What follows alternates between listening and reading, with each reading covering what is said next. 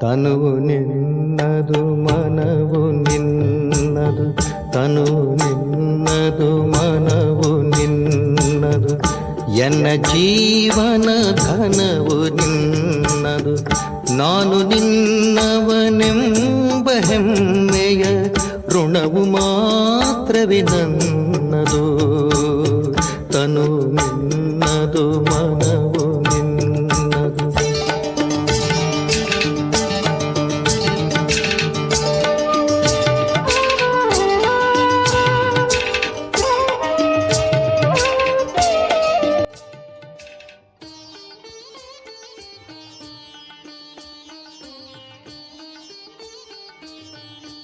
ಓಂ ಶಾಂತಿ. ದಿನಾಂಕ 23/12/2025 ಪ್ರಾತಃ ಮುರಳಿ. ಬಾಪ್ತಾದ ಮಧುಬನ. ಮಧುರ ಮಕ್ಕಳೇ, ಯಾವ ಸಂಕಲ್ಪ ಈಶ್ವರೀಯ ಸೇವಾರ್ಥವಾಗಿ ನಡೆಯುತ್ತದೆಯೋ ಅದಕ್ಕೆ ಶುದ್ಧ ಸಂಕಲ್ಪ ಅಥವಾ ನಿಸ್ಸಂಕಲ್ಪವೆಂದೇ ಹೇಳಲಾಗ್ತದೆ, ವ್ಯರ್ಥವಲ್ಲ. ಶಿವ ಭಗವಾನುವಾಚ: ಇಂದು ನೀವು ಮಕ್ಕಳಿಗೆ ಸಂಕಲ್ಪ, ವಿಕಲ್ಪ, ನಿಸ್ಸಂಕಲ್ಪ ಅಥವಾ ಕರ್ಮ, ಅಕರ್ಮ, ವಿಕರ್ಮದ ಬಗ್ಗೆ ತಿಳಿಸಿಕೊಡಲಾಗ್ತದೆ. ಎಲ್ಲಿಯವರೆಗೆ ನೀವು ಇಲ್ಲಿರುತ್ತೀರೋ ಅಲ್ಲಿಯವರೆಗೆ ನಿಮಗೆ ಸಂಕಲ್ಪಗಳು ಅವಶ್ಯವಾಗಿ ನಡೀತವೆ. ಸಂಕಲ್ಪ ಧಾರಣೆ ಮಾಡದ ವಿನಃ ಯಾವುದೇ ಮನುಷ್ಯರು ಒಂದು ಕ್ಷಣವೂ ಇರಲು ಸಾಧ್ಯವಿಲ್ಲ. ಈ ಸಂಕಲ್ಪಗಳು ಇಲ್ಲಿಯೂ ನಡೆಯುತ್ತವೆ, ಸತ್ಯಯುಗದಲ್ಲಿಯೂ ನಡೀತವೆ ಮತ್ತು ಅಜ್ಞಾನ ಕಾಲದಲ್ಲಿಯೂ ನಡೀತವೆ. ಆದರೆ ಜ್ಞಾನದಲ್ಲಿ ಬರೋದರಿಂದ ಸಂಕಲ್ಪ ಸಂಕಲ್ಪವಲ್ಲ, ಏಕೆಂದರೆ ನೀವು ಪರಮಾತ್ಮನ ಸೇವಾರ್ಥವಾಗಿ ನಿಮಿತ್ತರಾಗಿದ್ದೀರಿ. ಆದ್ದರಿಂದ ಯಾವುದು ಯಥಾರ್ಥವಾಗಿ ಸಂಕಲ್ಪ ನಡೆಯುತ್ತದೆಯೋ ಆ ಸಂಕಲ್ಪ ಸಂಕಲ್ಪವಲ್ಲ, ಅದು ನಿಸ್ಸಂಕಲ್ಪವಾಗಿದೆ. ಬಾಕಿ ಯಾವ ವ್ಯರ್ಥ ಸಂಕಲ್ಪಗಳು ನಡೆಯುತ್ತವೆಯೋ, ಅರ್ಥಾತ್ ಕಲಿಯುಗಿ ಪ್ರಪಂಚ ಹಾಗೂ ಕಲಿಯುಗಿ ಮಿತ್ರ ಸಂಬಂಧಿಗಳ ಪ್ರತಿ ನಡೆಯುತ್ತವೆಯೋ ಅದಕ್ಕೆ ವಿಕಲ್ಪವೆಂದು ಹೇಳಲಾಗ್ತದೆ. ಇದರಿಂದಲೇ ವಿಕರ್ಮವಾಗ್ತದೆ ಮತ್ತು ವಿಕರ್ಮಗಳಿಂದ ದುಃಖ ಪ್ರಾಪ್ತಿಯಾಗ್ತದೆ. ಆದರೆ ಯಾವುದು ಯಜ್ಞದ ಪ್ರತಿ ಅಥವಾ ಈಶ್ವರೀಯ ಸೇವೆಯ ಪ್ರತಿ ಸಂಕಲ್ಪ ನಡೆಯುತ್ತದೆಯೋ ಅದು ನಿಸ್ಸಂಕಲ್ಪವಾಯಿತು. ಸರ್ವೀಸಿನ ಪ್ರತಿ ಶುದ್ಧ ಸಂಕಲ್ಪ ಭಲೆ ನಡೆಯಲಿ. ನೋಡಿ, ತಂದೆ ನೀವು ಮಕ್ಕಳನ್ನು ಸಂಭಾಳನೆ ಮಾಡುವ ಸಲುವಾಗಿ ಕುಳಿತಿದ್ದಾರೆ. ಸರ್ವೀಸ್ ಮಾಡುವ ಸಲುವಾಗಿ ಮಾತಾಪಿತರ ಸಂಕಲ್ಪ ಅವಶ್ಯವಾಗಿ ನಡೀತದೆ. ಆದರೆ ಈ ಸಂಕಲ್ಪ ಸಂಕಲ್ಪವಲ್ಲ, ಇದರಿಂದ ವಿಕರ್ಮವಾಗೋದಿಲ್ಲ. ಆದರೆ ಒಂದು ವೇಳೆ ಯಾರದ್ದೇ ವಿಕಾರಿ ಸಂಬಂಧದ ಪ್ರತಿ ಸಂಕಲ್ಪ ನಡೆಯುತ್ತದೆ ಎಂದರೆ ಅದರ ವಿಕರ್ಮ ಖಂಡಿತ ಆಗ್ತದೆ. ತಂದೆ ನೀವು ಮಕ್ಕಳಿಗೆ ತಿಳಿಸ್ತಾರೆ, ಮಿತ್ರ ಸಂಬಂಧಿಗಳ ಸರ್ವೀಸ್ ಭಲೆ ಮಾಡಿ, ಆದರೆ ಅಲೌಕಿಕ ಈಶ್ವರೀಯ ದೃಷ್ಟಿಯನ್ನಿಟ್ಟುಕೊಂಡು ಮಾಡಿ. ಅದರಲ್ಲಿ ಮೋಹದ ಸೆಳೆತವಿರಬಾರದು. ಅನಾಸಕ್ತರಾಗಿ ತಮ್ಮ ಕರ್ತವ್ಯ ಪರಿಪಾಲನೆ ಮಾಡಬೇಕು. ಆದರೆ ಯಾರು ಇಲ್ಲಿದ್ದರೂ ಸಹ ಕರ್ಮ ಸಂಬಂಧದಲ್ಲಿರುತ್ತಾ ಅದನ್ನು ಕತ್ತರಿಸಲು ಸಾಧ್ಯವಾಗದಿದ್ದರೂ ಸಹ ಅವರು ಪರಮಾತ್ಮನನ್ನಂತೂ ಬಿಡಬಾರದು. ಒಂದು ವೇಳೆ ಪರಮಾತ್ಮನ ಕೈ ಹಿಡಿದುಕೊಂಡಿದ್ದರೆ ಒಂದಲ್ಲ ಒಂದು ಪದವಿಯನ್ನು ಪ್ರಾಪ್ತಿ ಮಾಡಿಕೊಳ್ಳುವರು. ಈಗ ಪ್ರತಿಯೊಬ್ಬರೂ ತಮ್ಮನ್ನು ನನ್ನಲ್ಲಿ ಯಾವ ವಿಕಾರವಿದೆ ಎಂಬುದನ್ನು ತಿಳಿದುಕೊಂಡಿರುತ್ತೀರಿ.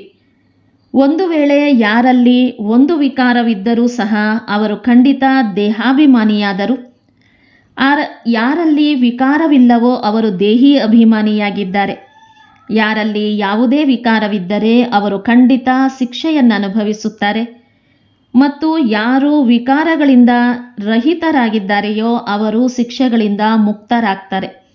ಹೇಗೆ ನೋಡಿ, ಕೆಲವು ಮಕ್ಕಳಿದ್ದಾರೆ, ಅವರಲ್ಲಿ ಕಾಮವಾಗಲಿ, ಕ್ರೋಧವಾಗಲಿ, ಲೋಭ, ಮೋಹವಾಗಲಿ ಇಲ್ಲ. ಅಂಥವರು ಬಹಳ ಚೆನ್ನಾಗಿ ಸೇವೆ ಮಾಡಬಲ್ಲರು.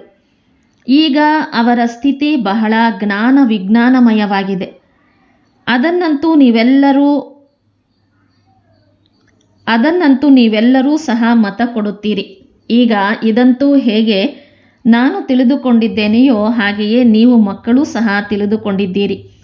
ಒಳ್ಳೆಯವರಿಗೆ ಎಲ್ಲರೂ ಒಳ್ಳೆಯವರೆಂದು ಹೇಳ್ತಾರೆ.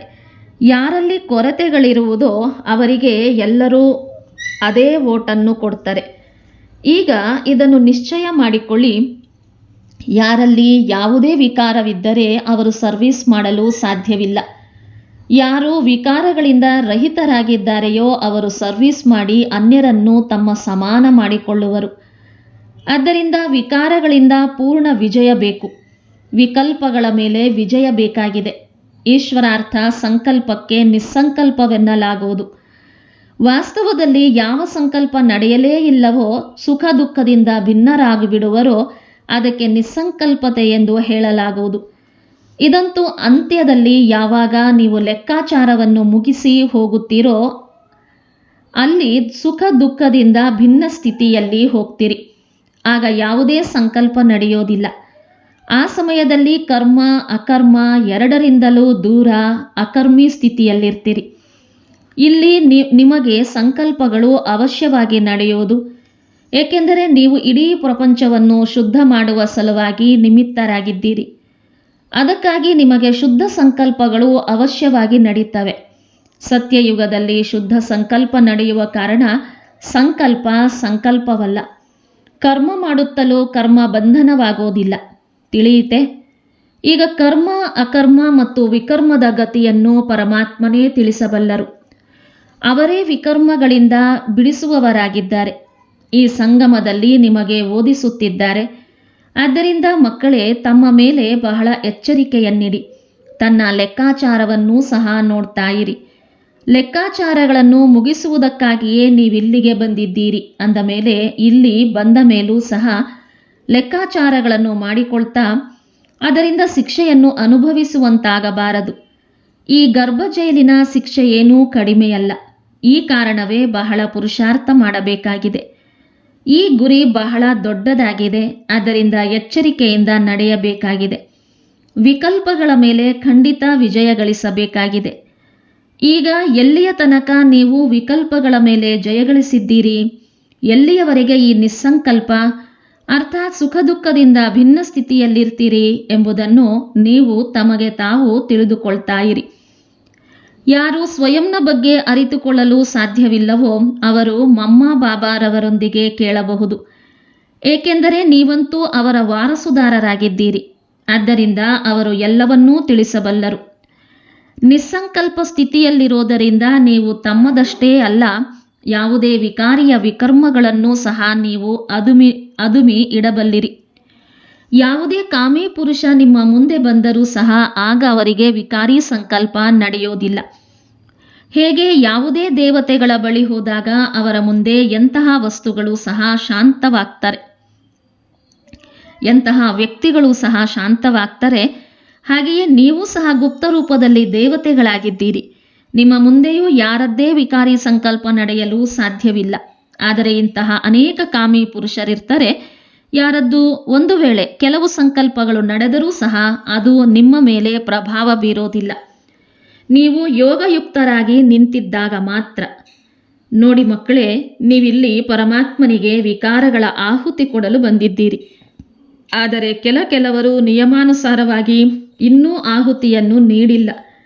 ಅವರ ಯೋಗ ಪರಮಪಿತನೊಂದಿಗೆ ಜೋಡಣೆಯಾಗಿಲ್ಲ. ಇಡೀ ದಿನ ಬುದ್ಧಿಯೋಗ ಅಲಿಯುತ್ತಿರುತ್ತದೆ. ಅರ್ಥಾತ್ ದೇಹಿ ಅಭಿಮಾನಿಗಳೇ ಆಗಿಲ್ಲ. ದೇಹಾಭಿಮಾನದಲ್ಲಿರೋದರಿಂದ ಅನ್ಯರ ಸ್ವಭಾವದಲ್ಲಿ ಬಂದು ಬಿಡ್ತಾರೆ. ಈ ಕಾರಣದಿಂದ ಪರಮಾತ್ಮನೊಂದಿಗೆ ಪ್ರೀತಿಯನ್ನು ನಿಭಾಯಿಸಲು ಸಾಧ್ಯವಿಲ್ಲ. ಅರ್ಥಾತ್ ಪರಮಾತ್ಮನ ಸಲುವಾಗಿ ಸರ್ವಿಸ್ ಮಾಡುವ ಅಧಿಕಾರಿಗಳಾಗಲು ಸಾಧ್ಯವಿಲ್ಲ. ಅಂದಾಗ ಯಾರು ಪರಮಾತ್ಮನಿಂದ ಸರ್ವಿಸ್ ತೆಗೆದುಕೊಂಡು ಮತ್ತೆ ಸರ್ವಿಸ್ ಮಾಡುತ್ತಿದ್ದಾರೆಯೋ, ಅರ್ಥಾತ್ ಪತಿತರನ್ನು ಪಾವನ ಮಾಡುತ್ತಿದ್ದಾರೆಯೋ ಅವರೇ ನನ್ನ ಸತ್ಯವಾದ ಪಕ್ಕಾ ಮಕ್ಕಳಾಗಿದ್ದಾರೆ. ಅವರಿಗೆ ಬಹಳ ದೊಡ್ಡ ಪದವಿ ಸಿಗ್ತದೆ. ಈಗ ಸ್ವಯಂ ಪರಮಾತ್ಮನೇ ಬಂದು ನಿಮ್ಮ ತಂದೆಯಾಗಿದ್ದಾರೆ. ಆ ತಂದೆಯನ್ನು ಸಾಧಾರಣ ರೂಪದಲ್ಲಿ ಅರಿತುಕೊಳ್ಳದೆ ಯಾವುದೇ ಪ್ರಕಾರದ ಸಂಕಲ್ಪವನ್ನು ಉತ್ಪನ್ನ ಮಾಡುವುದು ಸಹ ವಿನಾಶವನ್ನು ಪ್ರಾಪ್ತಿ ಮಾಡಿಕೊಳ್ಳುವುದಾಗಿದೆ. ಈಗ ಅಂತಹ ಸಮಯ ಬರುವುದು ಯಾವಾಗ 108 ಮಂದಿ ಜ್ಞಾನಗಂಗೆಯರು ಪೂರ್ಣ ಸ್ಥಿತಿಯನ್ನು ಪ್ರಾಪ್ತಿ ಮಾಡಿಕೊಳ್ಳುವರು. ಉಳಿದಂತೆ ಯಾರು ಓದಿಲ್ಲವೋ ಅವರು ತಮ್ಮದೇ ನಷ್ಟವನ್ನು ಮಾಡಿಕೊಳ್ತಾರೆ. ಈ ನಿಶ್ಚಯವನ್ನು ಅರಿತುಕೊಳ್ಳಿ.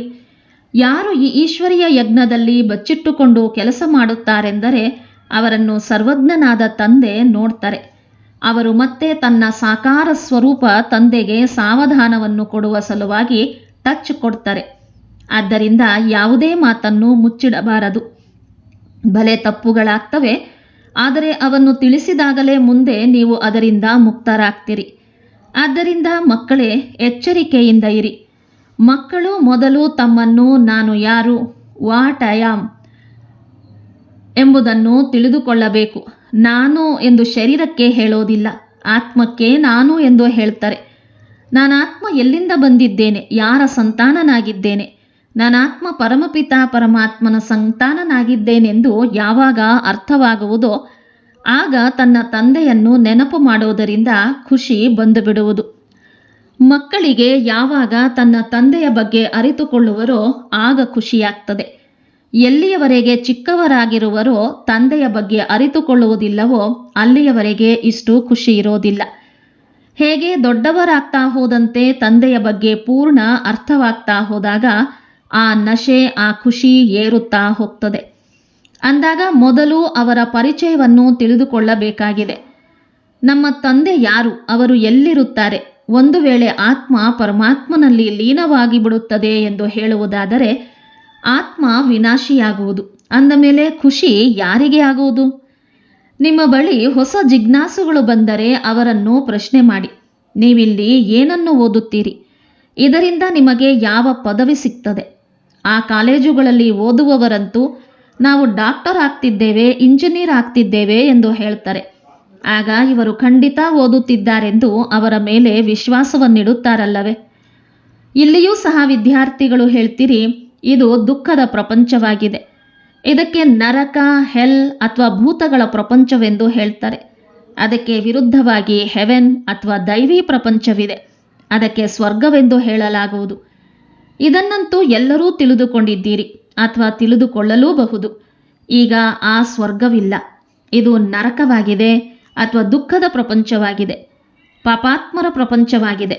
ಆದ್ದರಿಂದ ನಮ್ಮನ್ನು ಪುಣ್ಯದ ಪ್ರಪಂಚದಲ್ಲಿ ಕರೆದುಕೊಂಡು ಹೋಗಿ ಎಂದು ಪರಮಾತ್ಮನನ್ನು ಕರೀತಾರೆ. ಅಂದಾಗ ಯಾವ ಮಕ್ಕಳು ಇಲ್ಲಿ ಓದುತ್ತಿದ್ದೀರೋ ಅವರಿಗೆ ತಿಳಿದಿದೆ, ನಮ್ಮನ್ನು ತಂದೆ ಆ ಪುಣ್ಯದ ಪ್ರಪಂಚದಲ್ಲಿ ಕರೆದುಕೊಂಡು ಹೋಗ್ತಿದ್ದಾರೆ. ಅಂದಾಗ ಯಾರು ಹೊಸ ವಿದ್ಯಾರ್ಥಿಗಳು ಬರುವರೋ ಅವರು ಮಕ್ಕಳಿಂದ ಕೇಳಬೇಕು, ಮಕ್ಕಳಿಂದ ಓದಬೇಕು. ಅವರು ತಮ್ಮ ಶಿಕ್ಷಕರ ಅಥವಾ ತಂದೆಯ ಪರಿಚಯವನ್ನು ತಿಳಿಸಬಲ್ಲರು. ತಂದೆ ತಾವೇ ತಮ್ಮ ಮಹಿಮೆಯನ್ನು ಕುಳಿತು ಮಾಡುವುದಿಲ್ಲ. ಶಿಕ್ಷಕರು ತಮ್ಮ ಮಹಿಮೆಯನ್ನು ತಾವೇ ತಿಳಿಸುವರೇ? ಇವರು ಇಂತಹ ಶಿಕ್ಷಕನಾಗಿದ್ದಾರೆ ಎಂಬುದನ್ನು ವಿದ್ಯಾರ್ಥಿಗಳು ತಿಳಿಸ್ತಾರೆ. ಆದ್ದರಿಂದಲೇ ವಿದ್ಯಾರ್ಥಿ ಶಿಕ್ಷಕರನ್ನು ಪ್ರತ್ಯಕ್ಷ ಮಾಡುವರೆಂದು ಹೇಳ್ತಾರೆ. ನೀವು ಮಕ್ಕಳು ಯಾರು ಇಷ್ಟೊಂದು ಕೋರ್ಸನ್ನು ಓದಿ ಬಂದಿದ್ದೀರೋ ನಿಮ್ಮೆಲ್ಲರ ಕರ್ತವ್ಯವಾಗಿದೆ ಹೊಸಬರಿಗೆ ತಿಳಿಸುವುದು. ಬಾಕಿ ಯಾವ ಶಿಕ್ಷಕರು BA MA ಓದಿಸುತ್ತಿದ್ದಾರೆಯೋ ಅವರೇ ಕುಳಿತು ಹೊಸ ವಿದ್ಯಾರ್ಥಿಗಳಿಗೆ ABCD ಕಲಿಸಿಕೊಡುತ್ತಾರೆಯೇ? ಕೆಲವರು ವಿದ್ಯಾರ್ಥಿಗಳು ಬಹಳ ಬುದ್ಧಿವಂತರಾಗಿದ್ದರೆ ಅವರು ಅನ್ಯರಿಗೂ ಓದಿಸ್ತಾರೆ. ಅದರಲ್ಲಿಯೂ ತಾಯಿ ಗುರು ಬಹಳ ಪ್ರಸಿದ್ಧವಾಗಿದ್ದಾರೆ. ಇವರು ದೇವತಾ ಧರ್ಮದ ಮೊದಲ ತಾಯಿಯಾಗಿದ್ದಾರೆ. ಇವರಿಗೆ ಜಗದಂಬೆ ಎಂದು ಹೇಳ್ತಾರೆ. ತಾಯಿಯ ಮಹಿಮೆ ಬಹಳಷ್ಟಿದೆ. ಬಂಗಾಳದಲ್ಲಿ ಕಾಳಿ, ದುರ್ಗಾ, ಸರಸ್ವತಿ ಮತ್ತು ಲಕ್ಷ್ಮಿ ಈ 4 ದೇವಿಯರ ಬಹಳ ಪೂಜೆ ಮಾಡ್ತಾರೆ. ಅಂದಾಗ ಆ 4 ಮಂದಿಯ ಪರಿಚಯವಂತೂ ತಿಳಿದಿರಬೇಕು. ಹೇಗೆ ಲಕ್ಷ್ಮಿ ಧನ ದೇವಿಯಾಗಿದ್ದಾರೆ, ಅವರು ಇಲ್ಲಿಯೇ ರಾಜ್ಯಭಾರ ಮಾಡಿ ಹೋಗಿದ್ದಾರೆ. ಬಾಕಿ ಕಾಳಿ, ದುರ್ಗಾ ಇತ್ಯಾದಿ ಎಲ್ಲ ಹೆಸರುಗಳು ಇವರಿಗೇ ಬಂದಿವೆ. ಒಂದು ವೇಳೆ 4 ಮಂದಿ ಬೇರೆ ಬೇರೆ ಮಾತೆಯರಾಗಿದ್ದರೆ ಅವರಿಗೆ 4 ಮಂದಿ ಪತಿಯರೂ ಇರಬೇಕಾಗಿತ್ತು. ಈಗ ಲಕ್ಷ್ಮಿಯ ಪತಿಯಂತೂ ನಾರಾಯಣನೆಂದು ಪ್ರಸಿದ್ಧವಾಗಿದೆ. ಕಾಳಿಯ ಪತಿ ಯಾರು? ಆದರೆ ಶಂಕರ ಪಾರ್ವತಿಯ ಪತಿ ಎಂದು ಹೇಳ್ತಾರೆ. ಪಾರ್ವತಿ ಕಾಳಿಯಲ್ಲ. ಅನೇಕರು ಕಾಳಿಯನ್ನು ಪೂಜಿಸ್ತಾರೆ, ಮಾತೆಯನ್ನು ನೆನಪು ಮಾಡ್ತಾರೆ. ಆದರೆ ಪಿತನ ಬಗ್ಗೆ ಗೊತ್ತಿಲ್ಲ. ಕಾಳಿಗೆ ಪತಿ ಇರಬೇಕು ಅಥವಾ ಪಿತನಿರಬೇಕು, ಆದರೆ ಇದು ಯಾರಿಗೂ ತಿಳಿದಿಲ್ಲ. ನೀವು ತಿಳಿಸಬೇಕಾಗಿದೆ, ಪ್ರಪಂಚ ಇದೊಂದೇ ಆಗಿದೆ. ಇದೇ ಪ್ರಪಂಚ ಕೆಲವು ಸಮಯದಲ್ಲಿ ದುಃಖದ ಪ್ರಪಂಚ ಅಥವಾ ನರಕವಾಗ್ತದೆ. ಅದೇ ಮತ್ತೆ ಸತ್ಯಯುಗದಲ್ಲಿ ಸ್ವರ್ಗವಾಗ್ತದೆ. ಲಕ್ಷ್ಮೀನಾರಾಯಣರೂ ಸಹ ಇದೇ ಸೃಷ್ಟಿಯಲ್ಲಿ ಸತ್ಯಯುಗದ ಸಮಯದಲ್ಲಿ ರಾಜ್ಯಭಾರ ಮಾಡುತ್ತಿದ್ದರು. ಬಾಕಿ ಸೂಕ್ಷ್ಮದಲ್ಲಂತೂ ಯಾವುದೇ ವೈಕುಂಠವಿಲ್ಲ. ಅಲ್ಲಿ ಸೂಕ್ಷ್ಮ ಲಕ್ಷ್ಮೀನಾರಾಯಣರಿಲ್ಲ. ಅವರ ಚಿತ್ರಗಳು ಇಲ್ಲಿಯೇ ಇವೆ. ಅಂದ ಮೇಲೆ ಅವಶ್ಯವಾಗಿ ಇಲ್ಲಿಯೇ ರಾಜ್ಯಭಾರ ಮಾಡಿ ಹೋಗಿದ್ದಾರೆ.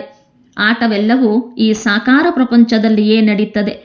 ಇತಿಹಾಸ ಭೂಗೋಳವೂ ಸಹ ಈ ಸಾಕಾರ ಪ್ರಪಂಚದ್ದಾಗಿದೆ. ಸೂಕ್ಷ್ಮವತನದ ಯಾವುದೇ ಇತಿಹಾಸ ಭೂಗೋಳವಿಲ್ಲ. ಆದರೆ ಎಲ್ಲ ಮಾತುಗಳನ್ನು ಬಿಟ್ಟು ನೀವು ಯಾರಾದರೂ ಹೊಸ ಜಿಜ್ಞಾಸುಗಳು ಬಂದರೆ ಅವರಿಗೆ ಮೊದಲು ತಂದೆಯ ಬಗ್ಗೆ ಕಲಿಸಬೇಕು. ನಂತರ ಆಸ್ತಿಯನ್ನು ಕುರಿತು ತಿಳಿಸಿಕೊಡಬೇಕಾಗಿದೆ. ತಂದೆ ಪರಮಾತ್ಮನಾಗಿದ್ದಾರೆ, ಅರ್ಥಾತ್ ಪರಮಪಿತನಾಗಿದ್ದಾರೆ. ಎಲ್ಲಿಯವರೆಗೆ ಇದನ್ನು ಪೂರ್ಣ ತಿಳಿದುಕೊಳ್ಳುವುದಿಲ್ಲವೋ ಅಲ್ಲಿಯವರೆಗೆ ಪರಮಪಿತನ ಪ್ರತಿ ಅಷ್ಟು ಪ್ರೀತಿ ಜಾಗೃತವಾಗುವುದಿಲ್ಲ, ಆ ಖುಷಿಯೂ ಬರುವುದಿಲ್ಲ. ಏಕೆಂದರೆ ಯಾವಾಗ ತಂದೆಯನ್ನು ಅರಿತುಕೊಳ್ಳುವರೋ ಆಗ ಅವರ ಕರ್ತವ್ಯವನ್ನೂ ಸಹ ಅರಿತು ಖುಷಿಯಲ್ಲಿ ಬರುವರು.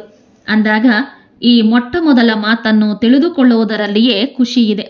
ಪರಮಾತ್ಮನಂತೂ ಎವರ್ ಹ್ಯಾಪಿ, ಆನಂದ ಸ್ವರೂಪನಾಗಿದ್ದಾರೆ. ನಾವು ಅವರ ಮಕ್ಕಳಾಗಿದ್ದೇವೆ ಎಂದ ಮೇಲೆ ಆ ಖುಷಿ ಏಕೆ ಬರಬಾರದು? ಏಕೆ ಆ ಉಮಂಗ ಇರುವುದಿಲ್ಲ? I am son of god, I am ever happy, master god. ಈ ಖುಷಿ ಬರುವುದಿಲ್ಲವೆಂದರೆ ತನ್ನನ್ನು ಪರಮಾತ್ಮನ ಸಂತಾನನೆಂದು ತಿಳಿದುಕೊಂಡಿಲ್ಲವೆಂಬುದು ಸಿದ್ಧವಾಗ್ತದೆ. ಈಗ god is ever happy but I am not happy. ಪರಮಾತ್ಮ ಆನಂದ ಸಾಗರ, ಆದರೆ ನಾನು ಮಾತ್ರ ಆನಂದವಾಗಿಲ್ಲ. ಏಕೆಂದರೆ ಆ ತಂದೆಯನ್ನು ಅರಿತುಕೊಂಡಿಲ್ಲ. ಮಾತಂತೂ ಸಹಜವಾಗಿದೆ. ಕೆಲವರಿಗೆ ಈ ಜ್ಞಾನವನ್ನು ಕೇಳುವ ಬದಲು ಶಾಂತಿಯೇ ಇಷ್ಟವಾಗ್ತದೆ. ಏಕೆಂದರೆ ಅನೇಕರು ಈ ಜ್ಞಾನವನ್ನು ತೆಗೆದುಕೊಳ್ಳುವುದಕ್ಕೂ ಸಾಧ್ಯವಿಲ್ಲ. ಅಷ್ಟು ಸಮಯವಲ್ಲ ಎಲ್ಲಿದೆ? ಕೇವಲ ಪರಮಾತ್ಮನನ್ನು ಅರಿತುಕೊಂಡು ಶಾಂತಿಯಲ್ಲಿದ್ದರೂ ಸಹ ಅದು ಒಳ್ಳೆಯದೇ ಆಗಿದೆ.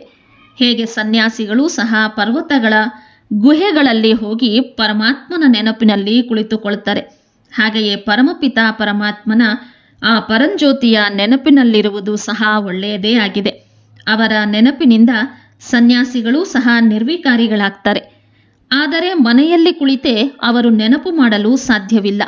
ಅಲ್ಲಂತೂ ಮಕ್ಕಳು ಮರಿಗಳಲ್ಲಿ ಮೋಹ ಹೋಗುತ್ತಿರುತ್ತದೆ. ಆದ್ದರಿಂದ ಸನ್ಯಾಸ ಮಾಡ್ತಾರೆ, ಪವಿತ್ರರಾಗ್ತಾರೆ.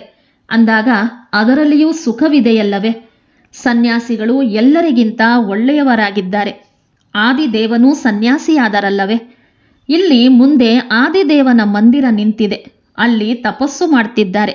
ದೇಹದ ಎಲ್ಲಾ ಧರ್ಮಗಳ ಸನ್ಯಾಸ ಮಾಡಿ ಎಂದು ಗೀತೆಯಲ್ಲಿಯೂ ಹೇಳ್ತಾರೆ. ಅವರು ಸನ್ಯಾಸ ಮಾಡಿ ಹೋಗುತ್ತಾರೆಂದರೆ ಮಹಾತ್ಮರಾಗ್ತಾರೆ. ಗೃಹಸ್ಥಿಗಳಿಗೆ ಮಹಾತ್ಮರೆಂದು ಹೇಳುವುದು ನಿಯಮಕ್ಕೆ ವಿರುದ್ಧವಾಗಿದೆ. ನಿಮಗಂತೂ ಪರಮಾತ್ಮನೇ ಬಂದು ಸನ್ಯಾಸ ಮಾಡಿಸಿದ್ದಾರೆ. ಸನ್ಯಾಸ ಮಾಡುವುದೇ ಸುಖಕ್ಕಾಗಿ. ಮಹಾತ್ಮರೆಂದೂ ದುಃಖಿಯಾಗುವುದಿಲ್ಲ.